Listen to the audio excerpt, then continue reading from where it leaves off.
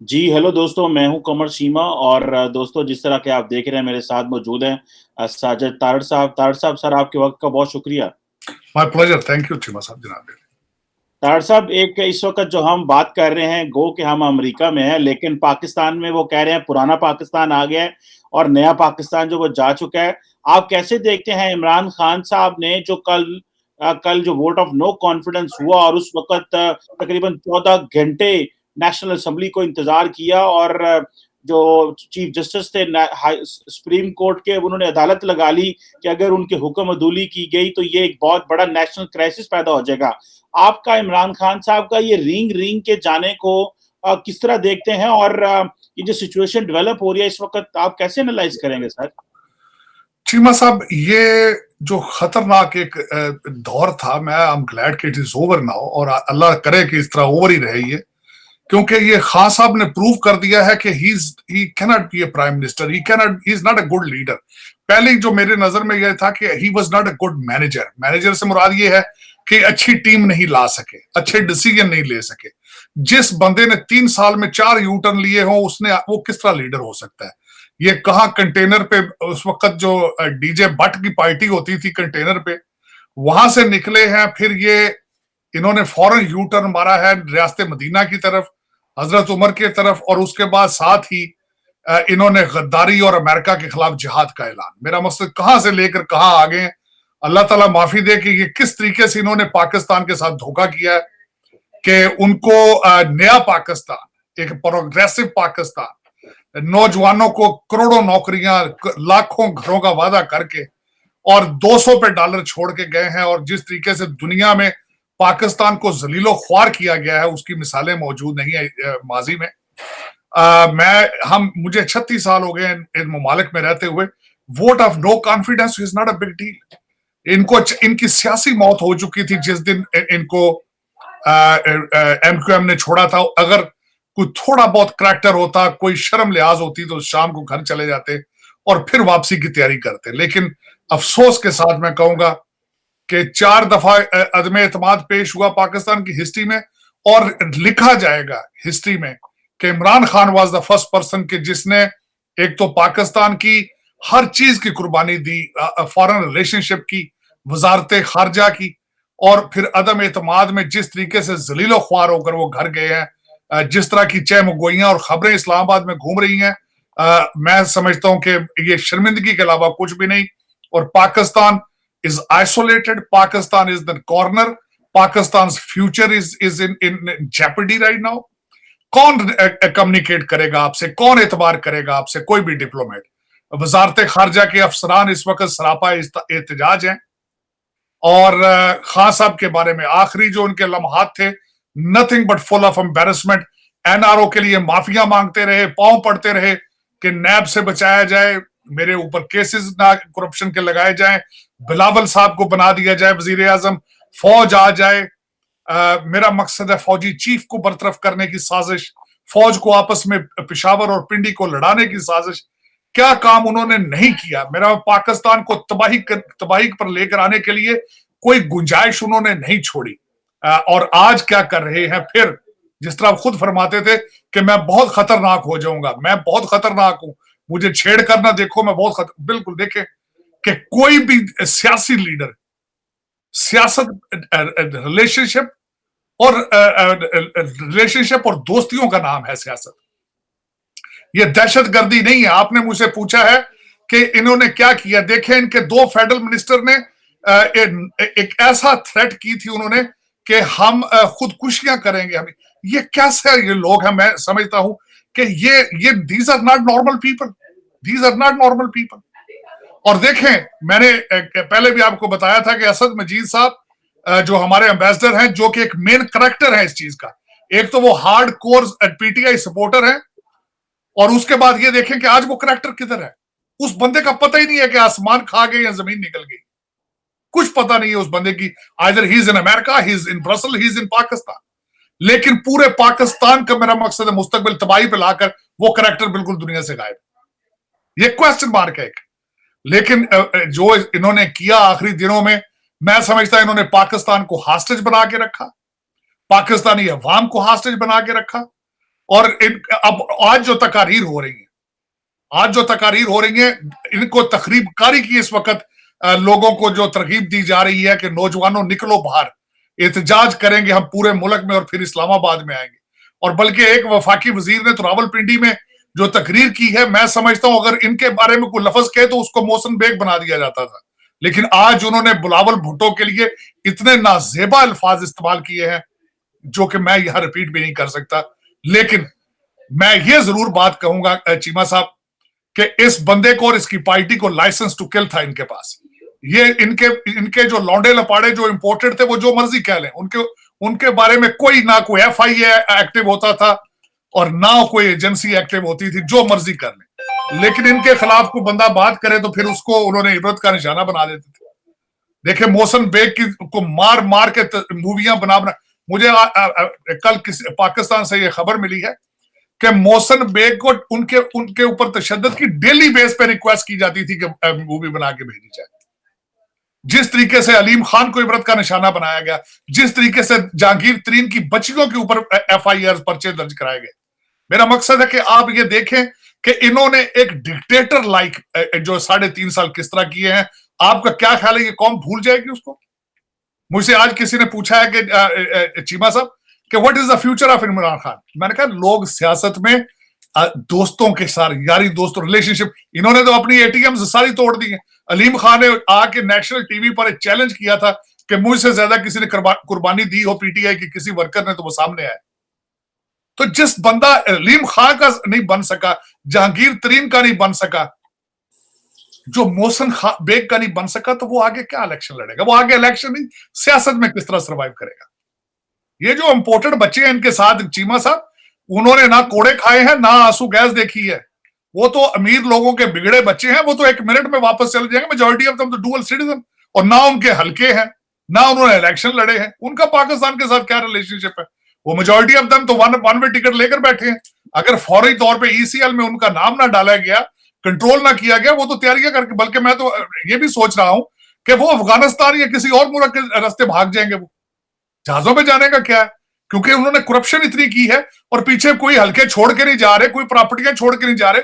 वो तो किराए के मकानों में, किराए के फ्लैटों में आए थे, लूट मार करके वापस चले जाएंगे। तो ये एक पाकिस्तान के साथ जो पिछला एक नाइटमेयर था, एक रात में एक किस तरीके से इन्होंने असेंबली को हॉस्टेज बनाया। और मेरा ये क्वेश्चन, बल्कि देखें ऐसा ये ड्रामा जो बना के फिर रहे हैं उस लेटर का, मेरा ये इनसे क्वेश्चन है कि MQM को भी, मेरा मकसद है, उन्होंने भी पैसे लिए अमेरिका से, फिर पंजाब में क्या किया? अमेरिका वहां भी इंटरेस्टेड है जहां से आपको नाकामियों का सामना हो रहा है हर जगह पे आप। और मैं समझता हूं कि पहले ये तो देखें कि आपने अमेरिका के खिलाफ किया क्या जिसकी वजह से आपकी गवर्नमेंट उतारे हैं। वो कहते क्या पीती का शोरबा, अपनी औकात तो देखें पहले कि आप, मेरा मकसद है, सुबह की खाते हैं आपको, आप हर मुल्क के सामने झोली आप फैला के फिर रहे हैं। और फिर मैं हैरान हूं एक और बात पे, इनके सारे मिनिस्टरान आज भी जो मिनिस्टर तकरीरें कर रहे हैं जलसों में, वो कहते हैं जी हमें खुद मुख्तारी की सजा देगी। और खुदा का नाम लो, जब तुम कशकौल लेके फिर रहे हो, झोलियां भर भर के कर्जे मांग रहे हो, खुद मुख्तारी किस तरह तुम्हारी हो जाएगी? जो पैसे देंगे वो साथ अपने पैकेजेस देंगे, साथ अपनी कंडीशंस देंगे, वो चाहे वो चाइना दे, अमेरिका दे, जो भी दे। आप किस तरीके से खुद मुख्तार हो सकते हो? ये क्यों लोगों को फ्रॉड लगा रहे हो? पाकिस्तान को फिर दोबारा एक धोखे, पहले आपने नया पाकिस्तान दिया, फिर रियासत मदीना दिया, अब खुद मुख्तारी के नीचे तुम अमेरिका के खिलाफ जिहाद पे इलेक्शन लड़ना चाहते हो। ये एम्बैरसमेंट की आखिर है। लेकिन मेरे ख्याल में इदारों को, पाकिस्तानियों को इस पे एक्शन लेना होगा, क्योंकि वजह यह है ये प्राइस पे करेंगे। पाकिस्तान इसकी प्राइस पे तो कर रहा है, $200 200 का हो चुका है, मजीद आगे जाएगा। लेकिन जिन लोगों ने इसकी प्राइस पे करनी है, उनको चाहिए कि अब आप चीजों को अपने कंट्रोल में लें। और जो एक एपेटाइट थी, जो इनका मैंडेट था अकाउंटेबिलिटी का, वो एपेटाइट अभी मौजूद है। लोग जिन्होंने इनको वोट दिए थे, इन्होंने कौन सा अपना मैंडेट डिलीवर किया? अकाउंटेबिलिटी होनी चाहिए, कहीं ना कहीं से तो शुरू होनी चाहिए। और मेरा ख्याल है it's a golden opportunity to start from them, क्योंकि मेरे अंदाजे के हिसाब से 32 अरब रुपए की करप्शन इसके दौर में हुई है। रैकेट कर्जे लिए गए हैं और उनका कोई हिसाब नहीं है। देखें जिन्होंने कोविड के जो पैसों पे भी जिन्होंने डाका मारा हो, उनसे दूसरा क्या बैद होगा। डॉक्टर साहब, ये बिल्कुल एक बड़ी जो डेवलप, आपने बिल्कुल सही चार्ट शीट एस्टैब्लिश की है कि एज ए स्टेट जो एज ए गवर्नमेंट इन्होंने 3.5 साल जो पाकिस्तान के साथ किया है। अच्छा, मजे की बात यह है कि इतना बड़ा बैगेज था इनका, जैसे आपने जिक्र किया डॉलर इकोनॉमी, बैड गवर्नेंस का, लेकिन इस वक्त की कंडीशन में कोई बंदा उस बैगेज को डिस्कस नहीं कर रहा, और सारा मीडिया, सारा मुआशरा इस चीज पे लग गया कि जी अमेरिका ने साजिश की, ये जो सियासतदान बैठे हुए हैं नेशनल असेंबली में ऑपोजिशन, ये गद्दार हैं। और आज आपने अगर देखा है पाकिस्तान में, जिस वक्त शोर मचा हुआ है पाकिस्तान में, हमें पता चला जी सारे लोग सड़कों पे आ गए हैं, लाहौर, कराची, इस्लामाबाद, पेशावर, किधर किधर। और तारड़ साहब, इन्होंने वो तिमरगढ़ा में एक मस्जिद में घुस के एक मौलवी साहब की जो दाढ़ी जबरदस्ती कर दिया, बिकॉज वो जेयूआई का था। और ये मैं नहीं कह रहा, ये मतलब this is on social media, और वो मस्जिद में घुस गए हैं और उसकी कंडेमनेशन आ रही है और सारा कुछ हो रहा है। और कहा जा रहा है कि ये जो प्रोटेस्ट हो रहे हैं, ये जो सड़कों पे, और डायरेक्ट हिट किया जा रहा है एस्टैब्लिशमेंट को, और हिट किया जा रहा है कि भाई कितने वीको डाले लेके आओगे। इमरान खान साहब, जरा इसको जरा हाईलाइट कीजिएगा कि एक तरफ तो पूछना तो ये था कि आपने किया क्या है, उल्टा वो अवाम के सामने ये इनकी जो मीडिया कैंपेन है, या जो इनकी डिजिटल जो कीबोर्ड वॉरियर्स जिनको हम बोलते हैं, इनकी मीट वो बैठे हुए हैं, उल्टा उन्होंने क्वेश्चन जो है वो डाल दिया है लोगों को मसरूफ करना। बेसिकली तो स्ट्रैटेजी उनकी ठीक है कि लोगों को मसरूफ कर दो, इससे पहले कि मुझसे सवाल हो मैं सवाल कर दूं, मैं सवाल डाल दूं अपोजिशन से। और आज इस वक्त की पोजीशन ये है कि सारे उन्होंने कहा जी लोग सड़कों पे निकले हुए थे और खान है और वर्डिक्ट है, और सुप्रीम कोर्ट को धमकियां दी जा रही हैं, एस्टैब्लिशमेंट को धमकियां दी जा रही हैं, और कहा जा रहा है देखो अवाम ने रात को 12 बजे अदालत लगाई है। तारड़ साहब, क्या इमरान खान साहब अवाम को फौज और जुडिशरी के मुकाबले में लाके खड़ा कर रहे हैं? इस सिनेरियो को आप कैसे देखते हैं? देखिए, मैंने चीमा साहब आप ही के प्रोग्राम में अगले दिन कहा था कि देखें किस तरीके से ये ऑपरेट करते हैं, और किस तरीके से, जिस तरह खान साहब फरमाते हैं कि मैं सिर्फ माइंड गेम खेलता हूं और कुछ भी नहीं करता। बिल्कुल माइंड गेम ही, जिन्होंने मजहब को भी इस्तेमाल किया अपने अपने अपने फायदे में, जिन्होंने कौमियत को भी, गद्दारी को भी इस्तेमाल किया अपने फायदे के लिए। देखें, मजहब एक बड़ी सेंसिटिव मैटर होता है। जब उन्होंने ये प्रचार करना शुरू कर दिया कि पीटीआई के अलावा दूसरे नाउजुबिल्लाह सारे काफिर हैं, इससे बड़ा स्टेप क्या लेंगे। और मैंने पहले आपको अर्ज किया था कि देखें जिस तरीके से जस्टिस गुलजार की रिश्वत देने की कोशिश की उन्होंने जजों को, और जिस तरीके से उन्होंने रिटायर्ड जनरल तारक की देने की रिश्वत कोशिश की फौजियों को, कि सिग्नल सॉफ्ट कार्नर बनाने के लिए। और आप बिल्कुल मैं आपसे इस बात पे एग्री करूंगा कि लोग कल से फौज के खिलाफ, मैं अब शॉक्ड कि लोग नारे लगा रहे थे आजादी आजादी, और लोग नारे लगा रहे थे एस्टेब्लिशमेंट के खिलाफ।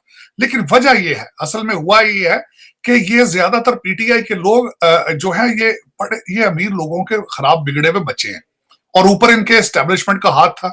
शेख रशीद साहब बार बार कहते थे कि हमारे सरों पे हाथ रख के लाया गया। तो असल में अदारे अभी तक अपना अपना रोल समझ नहीं पा रहे, क्योंकि वो हमेशा इनके ऊपर हाथ रखते थे, इनको इग्नोर करते थे। ये मीडिया के, ये एक माफिया बन चुका है। ये माफिया मीडिया को भी पढ़ता था। आप देखें किस तरीके से करैक्टर असैसिनेशन की जा रही बंदयाल साहब की फैमिली की, किस तरीके से ट्रोलिंग की जा रही है इस वक्त फौज के खिलाफ। लेकिन उसकी वजह यह है कि ये इन्हीं लोगों ने इनका ये जो प्रोजेक्ट इमरान था, ये इन्होंने लॉन्च किया था। अब वो बिगड़ चुके हैं। अब उनके ऊपर जब तक वो सख्ती नहीं की जाएगी, वो ये कंट्रोल नहीं आएगा, ये कैंसर की तरह फैलता जाएगा। लेकिन इस वक्त ये कंट्रोल करने की जरूरत है, क्योंकि आज जो एक फेडरल वजीर है पिंडी में खड़े होके, उन्होंने ऐलान किया है कि खाना जंगी आगे होगी। खाना जंगी, देखिए खाना जंगी किस तरह होगी भाई। आपकी हुकूमत ना हो तो खाना जंगी हो जाती है। आपने नवाज शरीफ को इतना अरसा आपने इनको जेलों में रखा, आपने मरियम नवाज को जेलों में रखा, सबको रखा, उस वक्त तो खाना जंगी नहीं हुई। आपको एक दिन के लिए, आप अभी 24 घंटे नहीं बनी गाला में गए तो खाना जंगी शुरू हो गई। ये देखिए क्या। लेकिन वो जो प्रोजेक्ट इमरान लॉन्च करने वाले थे, अब उनके ऊपर ये उनके ऊपर ये आ चुका है कि they started this, now they have to close this. और अगर नहीं कर पाए तो ये इसकी प्राइसें हमारी आने वाली नस्लें पे करेगी। सबसे बड़ी प्राइस तो अभी आप पे करेंगे, जो आपने अपने आप को आइसोलेट कर लिया है। आपने अपनी खारजा पॉलिसी पे जो आपने वो क्या कहते हैं अटैक किया है खुद ही, और सेल्फ डिस्ट्रक्टिव, आपने उस पर सर्जिकल स्ट्राइक की अपनी फॉरेन पॉलिसी पे और अपने फॉरेन रिलेशनशिप पे। You are completely isolated. और दूसरा ये कि अब जो है उसके बाद एक तो उसको टाइम लगेगा बहुत फिक्स करने के लिए, और उसके बाद अगर आपने वाकई इसको सख्ती से ना डील किया तो वो जो पिंडी से आपके फॉरेन में आपके जो पिंडी के फेडरल मिनिस्टर हैं जो बार बार आपको धमकियां दे रहे हैं कि खाना जंगी होगी, खाना जंगी होगी, वो इशारे आप इन्हीं की तरफ है, एस्टेब्लिशमेंट की तरफ है, और इनको चाहिए कि इसको कंक्लूड करें। वो अभी तक उन्होंने कोशिश की है ब्लीडिंग रोकने की, लेकिन उनको चाहिए कि इसकी मरहम पट्टी भी करें। इसकी जब तक नहीं करेंगे ये खून रसता रहेगा और पाकिस्तान तबाही की तरफ जाता रहेगा। बल्कि मैं एक और हैरान हूं, वही पिंडी के फेडरल मिनिस्टर साहब ना सिर्फ आज वो खाना जंगी की धमकी देकर गए हैं, बल्कि दहशतगर्दी की भी धमकी दे गए हैं। मैंने उनका एक एक लफ्ज सुना है। उनकी स्पीच जो है हिला देने वाली थी, पाकिस्तान की बुनियादों को हिला देने वाली स्पीच है। आई एम सरप्राइज्ड कि हमारे इदारे जो हैं उनको किस तरह सुन के आगे उनका क्या रिएक्शन होगा। और देखें, इन्होंने आप दरिया के हवाले से आपने कहा कि इन्होंने जिस दिन अगले दिन कौमी असेंबली के इजलास में किस तरीके से इन्होंने सुप्रीम कोर्ट का जो है वो उसको लेट डाउन किया, किसने नहीं किया, सबने किया। और जो आज भी वो जो फेडरल मिनिस्टर साहब है बार बार यही कह रहे थे कि रात के वक्त फैसले करने की बजाय दिन में फैसले करें। देखें वो किस तरीके से अदलिया को, एस्टेब्लिशमेंट को, पीपल्स पार्टी को, हर चीज को किस तरीके अपने पांव के नीचे रौंदते जा रहे हैं, लेकिन अदारे खामोश हैं। लेकिन कितना अरसा बर्दाश्त करेंगे आप? तो बाकी उन्होंने सही कहा है कि अगर आप इसको नहीं सख्ती से रोकेंगे तो खाना जंगी भी होगी और दहशतगर्दी भी यही लोग करवाएंगे या करेंगे। खाना जंगी देखिए, दहशतगर्दी तो यही है। इनके 2 फेडरल मिनिस्टर तो जलसों में कह चुके हैं कि उनको, मेरा मकसद वो how far they can go. तो अब you have to only see it. मैं कहता हूं ना इन चीजों को ट्राई करें तो बेहतर है। इनको चाहिए कि सख्ती के साथ रोकें। अगर मौसम बेग को ले जा सकते हैं तो इनको भी ले जाने में देर नहीं लगेगी।